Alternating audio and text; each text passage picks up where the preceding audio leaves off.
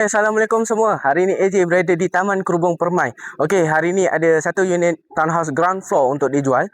Okey, untuk details AJ akan ceritakan sambil belanja korang house tour. Jom kita tengok rumah. Okey, rumah kat belakang AJ. Jom kita masuk rumah. Rumah ni bersaiz 38 kali 55. Mempunyai 3 bilik tidur dan 2 bilik air. Memang sesuai untuk keluarga yang memerlukan rumah yang selesa dan praktikal. Yang paling menarik, garaj rumah ni luas sangat dan siap dengan awning.